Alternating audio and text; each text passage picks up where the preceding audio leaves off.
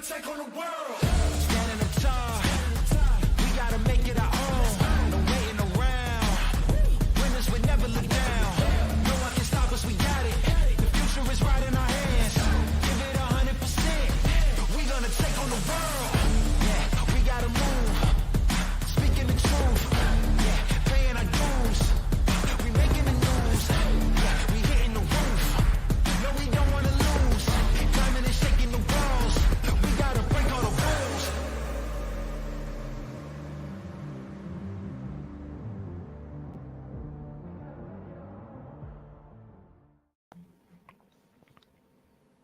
What's going on, everybody? Another edition of the Jaguar.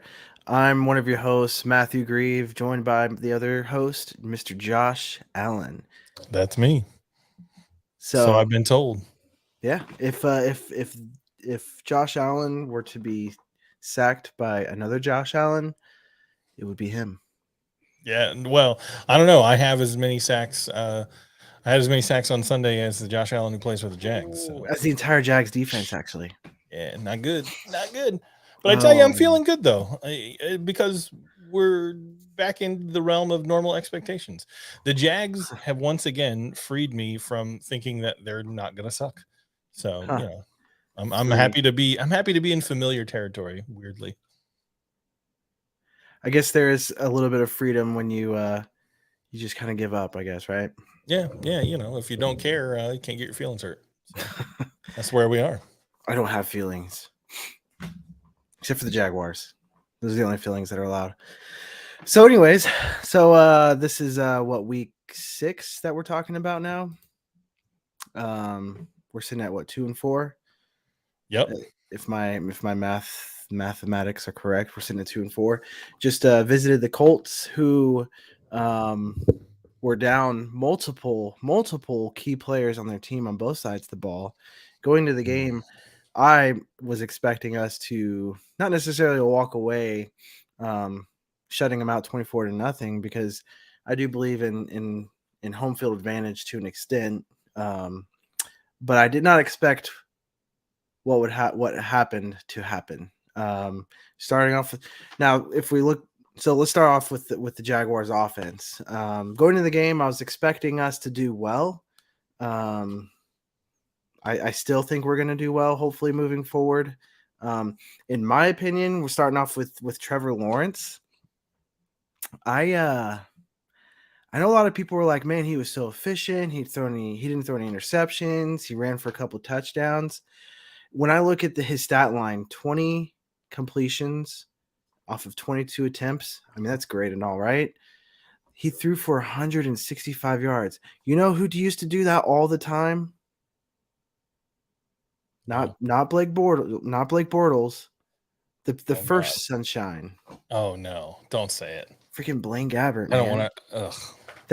Does that not?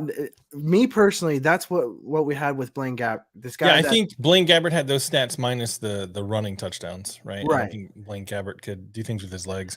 I don't think that. I don't think that Blaine Gabbert had like some sort of Tom Brady-esque performance, but he didn't cost the team the game this past Sunday. It was not his fault that they lost, which was the case the previous 2 weeks to an extent. So I think I'm thankful for that. I mean, it looked like the offensive game plan. They're trying to figure out the best version of the offense that they can be, depending on the situation, right? And they ran all over the Colts. Like, they just murdered the Colts. They ran all over the Colts with guys who I didn't even remember were on the team until the man had the ball. What's his name? Shiesty or Shusty or whatever the kid's name is. There you go. Hasty, Shusty, whatever. See, that's what I'm saying. I mean, listen, no disrespect to him, but like, he's one of those guys that you forget that he's there until he does something, right? Like, he's not a big name player. He's not a star. And more power to him. He rattled off a touchdown for like 50 yards. But I mean, the offense did what they had to do. And the offense, that 10-minute drive towards the end of the game, that was, listen, it wasn't, the greatest show on turf, but that was a masterful, it did look like Trevor was in control of the offense. He knew what to do. He understood the plays that were being called, and he was confident that he could pull them off when they were running or throwing, right? Like they just seemed like they'd come back down to earth a little bit, and weren't playing so tight like it felt like the last couple weeks. But I mean, I don't know if last Sunday, means that Trevor Lawrence is going to be the next Peyton Manning. But like I said, he didn't lose the game. That was the defense. Yeah, he didn't lose the game, but he also didn't win the game, and that's what you're expecting out of a generational talent. Now, we claim him to be generational talent. Not once have we seen Trevor Lawrence come out on Twitter or the media anywhere saying, "Hey, I'm the generational talent." Right? This was bestowed upon him by us fans, and He's not arrogant. Yeah. Granted, he did that to himself by winning and winning and winning and winning until he came to the NFL. But yeah, he didn't lose us the game, but he didn't win us the game, which is for me personally disappointing. Again, I felt like I was seeing Blaine Gabbert on the field because Blaine Gabbert, love the guy ish. I don't know. I feel like Blaine Gabbert could have thrown the ball 100 times and he would still throw for under 200 yards. And Yeah, I think that I will say the one difference is Blaine Gabbert played in a lot of games where the Jags were down by like 20 points, right? So Yeah. he was facing a lot of defenses that were, backed off the receivers and just trying to keep the team from scoring rather than racking up yards.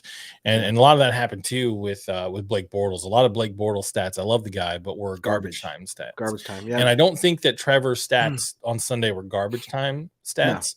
No. But again, it feels like the same Jaguars in the sense that there's always something goes wrong that didn't go wrong the week before, right? Yeah. So the week before, the offense can't get it together. The defense did their job. They didn't hold them to a shutout, but they kept the Texans low enough where the offense should have been able to score. Just one touchdown changes the whole outcome of that game, and it's like they reverse roles this week. One stop at the end of that game. By the human piece of burnt toast. One stop, and it's not entirely his fault. We'll get into that. People have been a little harsh on him, but they swapped roles. The defense couldn't get it done in crunch time. No sacks. They just swapped roles, and it's frustrating because that's what the Jaguars have always been known for. They'll figure out one side of the ball. As soon as they figure that out, the other side of the ball falls apart. And like I said, I've said many times, they're cursed. Yeah, they're just cursed. Yeah. So for me, it's interesting with T-Law. Yeah, I like that he was efficient, and I'm okay with that. Like I'm fine with you checking down. If again, I've talked about this before. Tom Brady isn't known for being the side that throws the bomb every time. He can, and he has in the past, especially with Randy Moss. But he's more or less let me get to the guy right there, just past the line, and he's going to make something happen. And he's got a couple rings to show for that, and I'm okay with that. But I don't want Trevor to be too hesitant on throwing the deep ball because last week, the week before, he was horrible with any ball that went past like 10 yards, 15 yards. They just soared past the wide receivers. So I'm not saying that's the case, but I just hope we don't get to the point where he's scared of throwing the ball. He's obviously not scared to run the ball. He fumbled the ball several times last week, but that didn't keep him from running the ball against the Colts, which was nice to see him do that. He was efficient on the ground, getting 2 touchdowns. If Trevor's going to be a game manager, because that's what you saw a very good game management sort of performance from a quarterback on the field. If he's going to do that, he's got to do that every week. The game manager QBs that have won a Super Bowl do that consistently, and they don't have those games where they give up for turnovers for whatever reason. But it's just it's hard. The long-term outlook on Trevor Lawrence is still up in the air, but it's hard to have much like animosity towards Trevor Lawrence and the offense for what happened on Sunday, right? Like all of my rage is focused on the defense. Okay, so T-Law, we'll give him a so-so performance. You got touchdowns on the ground. I'm not too happy with the yards, but we'll take the fewer yards, but the fewer interceptions. ETN, I just wanted to highlight him. I think 2 weeks in a row, man, he is performing the way that we were hoping he would perform when we drafted him in the first round. Again, I would if we were to do the draft again, I still wouldn't draft him in the first round where he was at. That's just me. I'm not sure who I would, but I know at the time I thought it was a horrible pick. But he's starting to show what he can do, man. 10 carries for 86 yards, almost 9 yards a clip. That's great, and 2 receptions for 22 yards. So the guy is flashing what we were hoping he could do. Yeah, and you know, he had a very solid game. He didn't make any mistakes. He you know, he did another performance where good performance, no touchdowns, but I think the team scored. And, you know, I think Doug Peterson runs this sort of offense where it's not necessarily focused on one player getting all the scores and all the touchdowns, right? It's about each player helping move the ball down the field, and whoever scores based on the opportunity that the defense presents to them. But ETN looked great, you know, and I've you know, had my concerns and complaints about him, but you know, I don't know, dude did his job and he looked good doing it on the field. So. Yeah. James Robinson, he had 12 carries for 54 yards, so he averaged over 4 yards a carry, which is, you're a good running back if you can do that. So I'll take that. Not much else to say on the ground game. I think the receiving. I love Evan Ingram. Every week I talk about him, but I'm just so excited as a Jaguars fan to have a legitimate pass catching tight end. It's just he looks better he seems to look better every week. And he's reliable. He's so reliable, and that's huge for Trevor Lawrence and his growth. You know, he could throw it to Evan Ingram, and Evan Ingram is going to make something happen. Now 5 receptions of 40 yards doesn't seem like a lot, but when your quarterback only throws for 165, that's actually pretty good. Well, but there were some catches also that were, you know, that kept drives alive by Ingram, right? Like he had some catches that were in those 5 that were, and you know, there have been more games than not where no Jaguars tight end had any catches for any yards, right? Yeah. Like we have, you know, God love Mercedes Lewis. He was a pass blocking tight end, right? Like he was good, but he wasn't an elite. We've not really had, you know, at least for not a long time, an elite level or even very good tight end. So it's just nice to see a tight end competently contributing to the Jaguars being successful on offense. Yeah. Yes, I completely agree.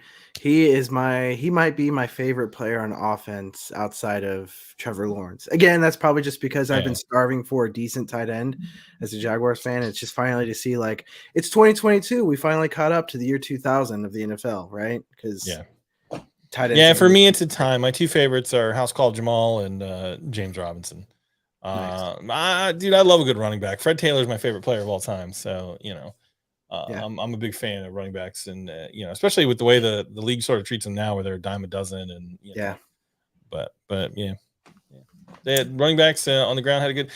Christian Kirk, where's our, you know, $1 billion man, Christian Kirk? Like, well, he got us 6 points. He did get a touchdown, and true. We'll it just didn't feel he feels like the Josh Allen of the offense, where sometimes it's like, oh, he's on the field? Oh, cool. Yeah. You know, I forgot. Well, I know the week before he was more of a, like, he just kept on getting double teamed, right? And so you know, if that means that someone else is going to catch a ball, I'll take it. But I would like, I think you're alluding to, we want to see more out of him, and I agree. I want to see more out of him, even if you are getting double teamed. And I hate saying this, like, you're paid to be that guy. Like, I hate saying that. For as much money as Christian Kirk is making, and for the talent that we're told he has, he's a dude that needs to be able to beat a double team every now and then. He's got to find a way to get open, right? You know, so it's I know that's you, Matt Briggs, Texans by 50. We're not even playing the Texans this week. Get out of here. Texans, where? Oh my gosh. Okay. Some comments coming in from the Zay Jones. I mean, Zay, it's weird. Zay Jones seems to have the opposite effect on the offense that Shaquille Griffin does on the defense. When he's playing, they just seem to do better. Even when he's not necessarily getting a ton of yards, like or catches for something. It's weird. And I don't know, you know, correlation doesn't equal causation, right? Like, it doesn't necessarily mean that that's why, but it's just a weird sort of coincidence. The times where Zay Jones has not been in the lineup have been some of the least impressive offensive performances the Jags have had so far. Right. Well, I think that's about it for the offense. Before we move on to the defense, I do want to say support for the Jaguars brought to you by the Manscaped, who is the best in men's below the waist grooming. Their products are precision engineered tools for your family jewels. Manscaped's performance package, the ultimate men's hygiene bundle. Join over 6 million men worldwide who trust Manscaped with this exclusive offer for you. What's that offer, you say? It's 20% off your entire order as well as free shipping worldwide. Um, insert fan battle at manscaped.com and you'll get your 20% off and free worldwide shipping. Yeah, I don't understand why you wouldn't get stuff for cheap and not have to pay for it to be shipped to you. If you've mailed anything the last few weeks, you know that the price of mailing anything goes up. Has gone up just like everything else. So take advantage of it. Manscaped, Yeah. we appreciate them for sponsoring the show. Yeah. Let's talk about the focus of my rage for this week. Where would you like to begin? Let's just, you know what? I'm just going to let you. Let me just start by saying Shaquille Griffin seems like a very nice man. Like, honestly, when I went to training camp and I've seen him interact with people, he seems like the sort of player that you want to have on your team from just a human being standpoint, right?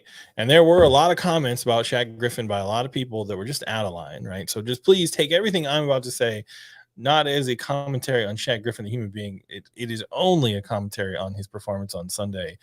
And it was epic levels of bad, right? Historic levels of bad. It was plain as day to me watching the TV broadcast that the Indianapolis Colts knew where he was every time, and that's where that Matt Ryan was planning to throw every single time that Shaq Griffin was on the field. Some people have said that apparently he traditionally has been a zone cover guy and is not really a press cover QB. And if he was put into press coverage and man-on-man coverage, then shame on the coaching staff. And I don't watch film. I'm not smart enough or well versed enough to tell you if the scheme was bad and put him in a position to not be successful, or if he just couldn't do the job he was asked to do. I don't know, but Shaq Griffin, he got roasted, man. He got roasted by several different receivers. When he did have one pass breakup towards the end, it was either on the last drive or the next to last drive. That was a pretty good play. But other than that, like he just didn't play well. And I don't think it was for lack of trying. Some people have tried to say, I believe he's the sort of the highest paid player either on the defense or maybe on the whole team. So it didn't strike me as a performance where he just didn't care. It struck me more as like he was just getting outclassed and outmatched, and you could see it on that touchdown that sealed the deal. He's on the ground pounding the ground. He's so angry that he got burned. Like it's not it's not for lack of wanting to. He just wasn't good. There's nothing else to say about it. But if you attack that man personally or send him social media messages threatening him or saying just dumb things, I think that's stupid. Don't be stupid. Jag fans, take out your football disappointment, on things in the correct way. Don't be an idiot. But yeah, I mean, there's not a whole lot to say. I hope he plays better, but I will say, shades of Jalen Ramsey. All of a sudden, he's on the injury report with a back issue. So will he play next week? I don't know. I wouldn't hate it if he didn't. The defense has played better in the two games that he missed, or it was like a game and a half that he missed. I know he didn't play in the game against the Chargers, and the defense had a great day. But as much as this was on Shaq Griffin, the rest of the defense sucked also. Like they were not good all day. And I just think it's frustrating. This was more frustrating to me than the Texans game.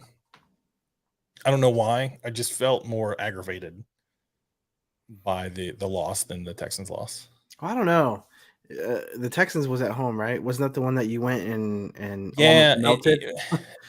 Because I don't know, man. I just felt like, Trayvon Walker made a comment about, Matt Ryan before the game. I was trying to think what day it was, but I don't remember. He said basically Matt Ryan was a sitting duck, and he got to Matt Ryan exactly once and basically punched him in the head. Uh, he disappeared. I just don't understand. I don't understand how. I can't figure out what happened. So I have two thoughts on it, on the defense in general. Either they got figured out, teams have enough tape on them, and they figured out what the Jags were doing defensively that was effective in the first handful of games, or either that or Fotokasi in the middle. Apparently, him being injured, since he got injured, the defense has played terribly. And apparently he's some sort of linchpin. I was listening to somebody's podcast. I think it was the First and Teal podcast. And their theory is that Fotokasi, even though he doesn't play the same position, is like much like Paul Puzzlesny. Paul Puzzlesny wasn't the fastest guy. He wasn't the most talented guy, but he was the brains. He was the quarterback of the defense when he was out there.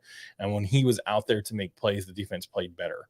And I think Fotokasi is one of those guys where he's able to help people know where they're supposed to be. We got a comment from Josh Senior. Yeah, a lot of people thought that. I didn't necessarily think that because Josh Senior, I know that the Jags suck. And they always find a way to suck. The one thing that the Jags are good at is finding a way to not be good. So I was not nearly as confident as some folks were. I did think that the Jags would win, but I didn't think it was going to be easy. The Jags Colts rivalry, there's not really been a whole lot of easy games, even in the two streaks where Indy has won a bunch at home and the Jags have won a bunch at home. Not all of those games have been layup easy games, right? They usually play each other pretty tough. But shout out to Josh Senior for listening. Appreciate you, man. I hate that your team won, but at least you got some happiness out of Sunday, so that makes me happy. It's a real rivalry that's being overshadowed. I'm looking at the salary. Just want to touch base on the salary real quick. Shaquille Griffin has the biggest cap number at $16.4 million this year. Crazy. His guaranteed I had no salary idea. is 11.5. Yeah, it's wild. I had no idea. I mean, obviously that'll change just because the way the Christian Kirk's contract is structured. Yeah. As time goes on, Christian Kirk will naturally $1.5 million. So he'll clearly make more money over the next few years than Griffin. But still, Griffin's being paid right now to be better. And it's interesting, if you didn't watch the game and you were just looking at stats specifically, I mean, Shaquille Griffin, he had 9 total tackles, 7 solo, 2 tackles for loss, 2 passes defended. You'd think that's a pretty solid stat line if you didn't watch it. Yeah, so tackles are a deceiving stat. I've always said that. Tackles aren't necessarily, if you're getting a lot of tackles, that could mean that you're getting burned a lot, or you're out of position a lot, or they're throwing at you a lot, or coming at you a lot. Not always, but sometimes. Josh Senior chiming in. I was depressed after the Thursday night game, so scoring over 12 was my Super Bowl. Listen, I think sometimes, I feel that. I understand, because sometimes the Jags winning, you got to celebrate the wins. I was pretty obnoxious to people when the Jags had won those 2 games. We earned it. We earned that right. Listen, that sometimes that's all we get, folks. Like that's all we have. So I've got to live it up while I can. I just think the defense. I don't understand how. I don't understand how Josh Allen can be an alleged superstar and disappear in games. Like, the man was, other than he had one hit towards the end that I think would have been a sack, but was called back, or either Matt Ryan got the ball right before he hit him. I forget. Right.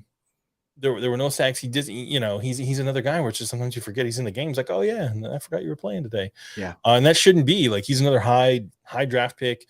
Nobody else on the defense, people love this Gotsis guy, Adam Gotsis, and I don't see it. I don't get it. He's fine, but he's not good. Yeah. And then, you got Trayvon Walker, who I my worry with Trayvon Walker is that he's a bonehead. Yeah. Right? And he's just one of these dudes that, like, can't keep his. And people were like, "Oh, the passer, or the roughing the passer call wasn't a good call." It was absolutely a good call. He didn't get flagged because he whacked the guy in the head the first time. Go back and watch the tape. Go back and watch it. He hits Matt Ryan in the head as he's rushing, and as Matt Ryan's falling, he takes his hand and he whacks him again. Yeah. Then you see the referee throw the flag. Yeah. It was the second time he whacked Matt Ryan that got him in trouble. If he had just run through him and his hands were up like they were, I don't think they call that flag, because it clearly wasn't incidental. Or it clearly was incidental. It wasn't him purposely, but it was as soon as his hand came down and whacked I hope so, Josh Senior. The Jags are a team to watch for in 2 years.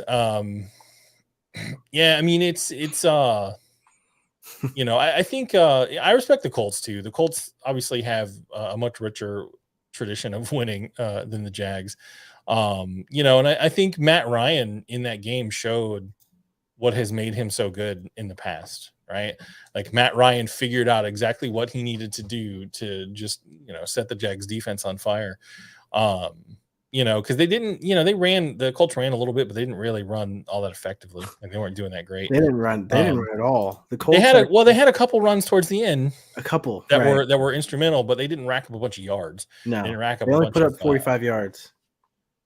Yeah, so it wasn't. But again, there were a lot of players out, and that doesn't mean it should have been an easy win, but No. it was a winnable game. Right. It was absolutely a winnable game, and again, it comes down to penalties, and they just can't. I don't know, man. They just can't put it together, and it's so frustrating. What's frustrating for me is what happened. What happened is what I said we can't let happen. Last week I said, let this not be the game where Matt Ryan figures it out. Well, guess what, man? Matt Ryan figured it out. 42 completions, 58 attempts on 389 yards, 3 touchdowns, 0 picks, 0 sacks. I mean, the guy just lit us up. The Jaguars letting quarterbacks on the tail end of their career have record games is a long-standing tradition that we have.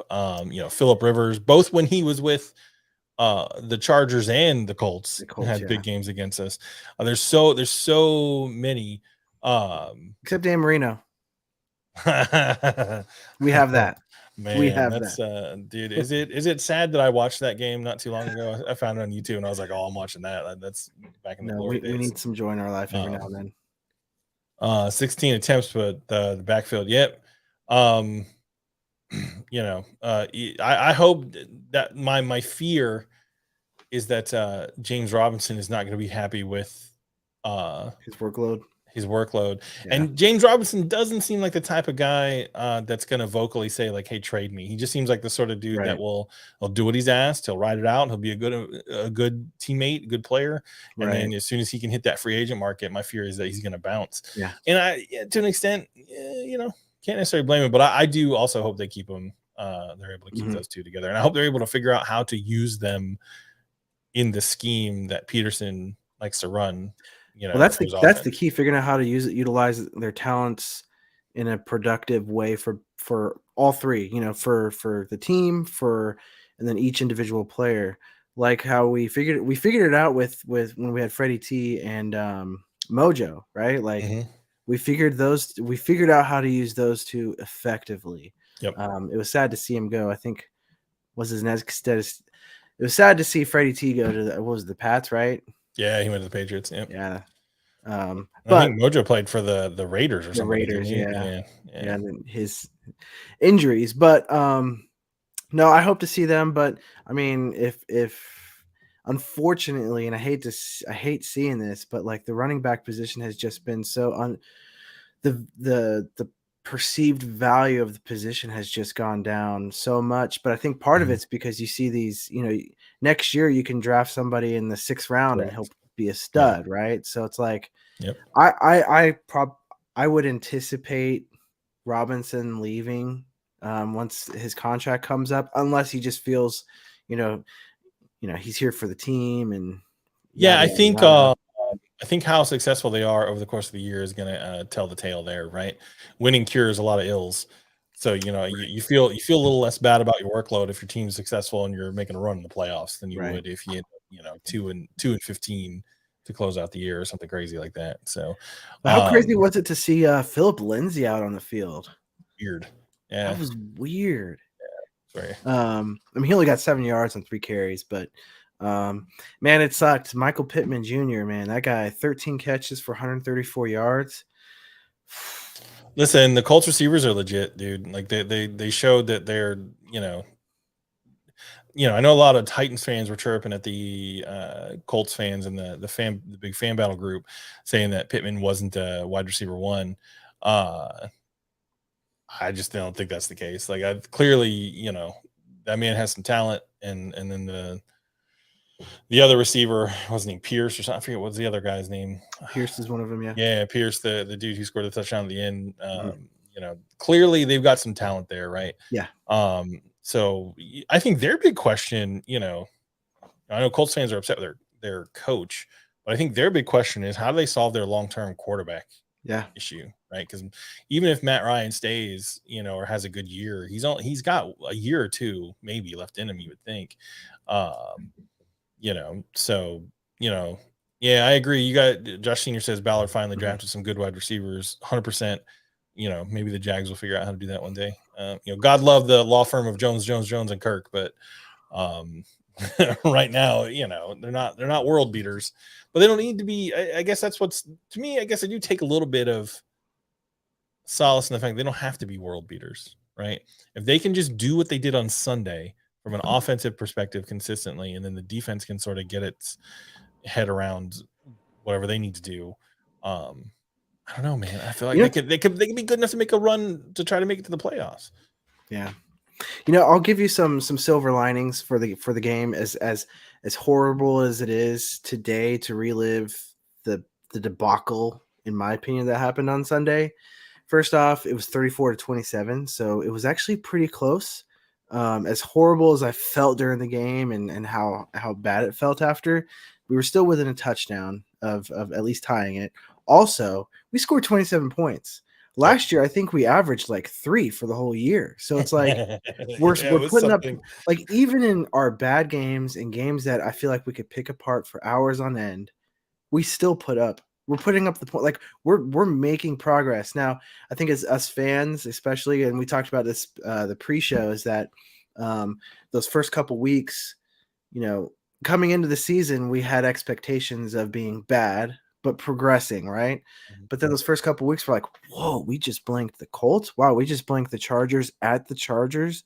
What? Right? And so all of a sudden our expectations and, you know, go soaring, right? And I think it was, at least to me, I felt it was legitimate just because what they were putting out on the field consistently, right, for a couple weeks. And now all of a sudden we haven't necessarily regressed extremely because, again, like I said, we're putting up 27 points. We're doing good. We're doing better in pretty much all areas of our team. We're just not being as consistent.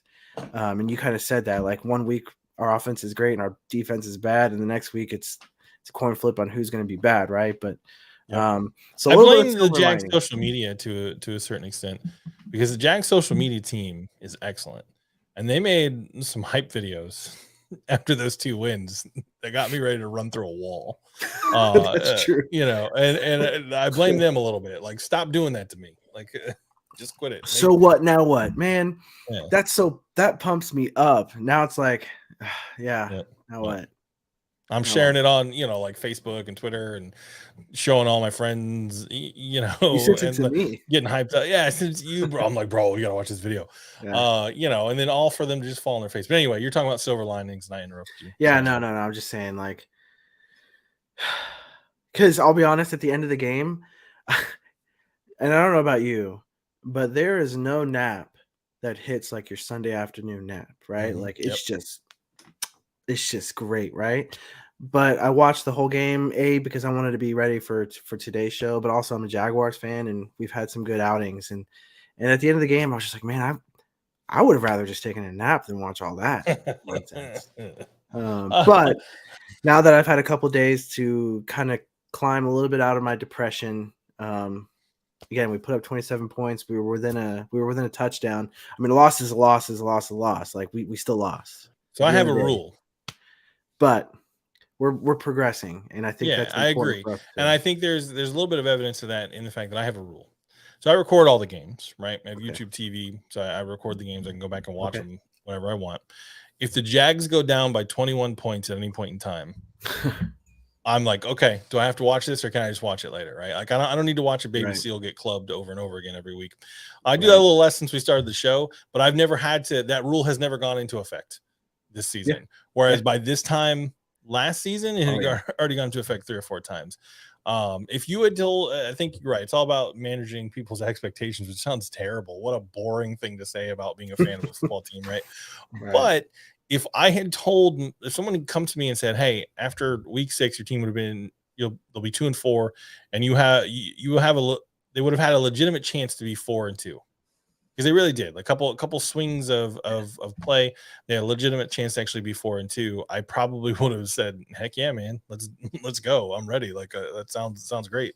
But having those two big wins and then ending up where we are, it's sort of, I don't know. It dampened it a little bit, but I just think there is potential. Hopefully, there will be. Um, yeah. Josh Senior says the Colts need to draft a QB from the 2023 class and stop looking at trade from other teams. I think yeah, it's weird. It's the weird trend that the Colts have had of picking up QBs from other teams, sort of cast offs from other teams has been kind of odd. Hopefully you guys won't end up with like Baker Mayfield if he doesn't make it with the Panthers. But let's talk about the Giants. What do you think about the Giants game? I don't know. I'm torn. Well, Vegas has us winning. Even though the Giants are coming in, they're what, 5-1, if I'm correct, right? Is it possible that the Jags have bamboozled Vegas? I don't know. I just don't know how you get there. I don't know how you get to that. I don't know how you get to that conclusion. Well, if you look at we lost to the Colts, we lost to the Texans. Those are interdivision teams, right? And so those are, for the most part, doesn't matter how good each team is. Those are typically toss up coin flip games, anyways, just because you're so familiar with the other team that even in a down year, even in a year where one team could be going to the playoffs by just beating them. Yeah, the Jaguars, I just look at the Giants like and how well they've been playing. It's just weird to me to think that we would be favored over that team. I don't know. As dysfunctional as the Jaguars have been, I think the Giants have been as dysfunctional, if not more, over the past several years. And so I think maybe that comes into play a little bit. There's not as much belief in Danny Dimes as there is with T-Law. Yep. And I think Saquon Barkley is having a good year. I haven't looked at his stats. Saquon Barkley's a grown man. That's the way I'd phrase it. Like that dude is going off, and good for him, man. Like he got injured that first season. He came into the league, and I don't know why he's been a player I sort of was rooting for. I remember when the Giants played the Jags that year that he came into the league. And thinking what a shame that he was injured. I don't want him to have a good day on Sunday. Don't get me wrong, but Danny Dimes versus Sunshine is what it's going to be. I honestly, people are going to tell me I'm too cynical. I think the Giants are going to win. I think it's going to be like a 24-17. I'm not confident that the offense and the defense can put it together and not, and get out of their own way on Sunday. I just don't see it. Well, I think this is going to be.